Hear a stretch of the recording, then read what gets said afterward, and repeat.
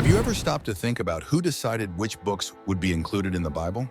For many, the Bible is seen as a sacred and unchangeable book, but behind its pages lies a fascinating history of decisions, debates, and power struggles. In this video, we'll dive deep into the process that determined the composition of this book, which has influenced billions of lives throughout history. The Bible, as we know it today, is not a single book, but a collection of texts written over more than 1,000 years. Its creation involved numerous authors from different places and times, writing in various languages such as Hebrew, Aramaic, and Greek. But how were these texts chosen? Why were some included while others, like the so-called apocryphal books, were left out? And who were the people responsible for making these decisions? The story begins with the Old Testament, a collection of writings considered sacred by the Jewish people. For centuries, the texts of the Torah, the prophets, and the writings formed the foundation of Jewish religious life. But even within Judaism, there was no unanimous agreement about which books should be considered part of their scriptures. Disputes among scholars and rabbis persisted, especially in the 1st century CE, when the Jewish world faced upheaval following the destruction of the Second Temple. Then came the rise of Christianity, bringing new texts and even more complexity. Early Christians began producing writings such as Gospels, letters, and apocalyptic visions. But in the early centuries of the movement, there was no official New Testament. Different Christian communities had their own preferred texts, leading to a wide variety of interpretations and beliefs.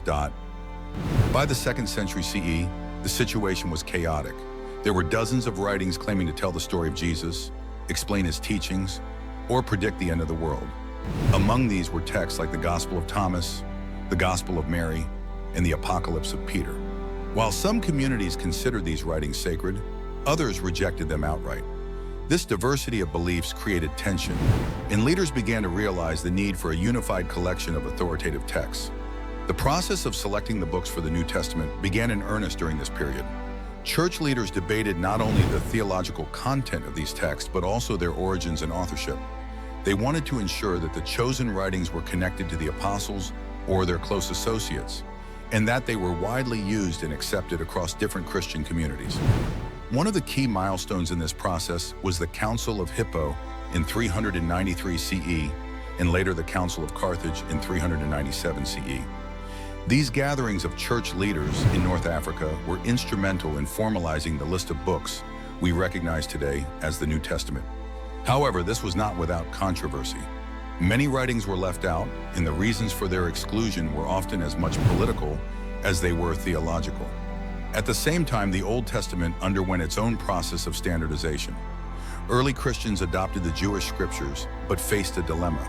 Should they use the Hebrew text or the Greek translation known as the Septuagint? This debate had significant implications for the inclusion or exclusion of certain books. One example of this complexity is the so-called apocryphal books, such as Tobit, Judith, and Maccabees. These texts were included in the Septuagint and became part of the Old Testament for many Christians. However, during the Protestant Reformation in the 16th century, reformers like Martin Luther questioned their status, leading to their exclusion from the Protestant canon. This raises another question: how reliable are the texts that have survived? After all, these writings were copied by hand for centuries, often under difficult conditions and with no modern technology to ensure accuracy. This is where discoveries like the Dead Sea Scrolls come into play.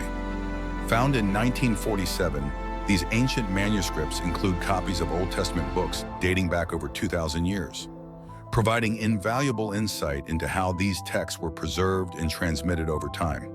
But the formation of the Bible wasn't just a religious process. It was also deeply influenced by politics.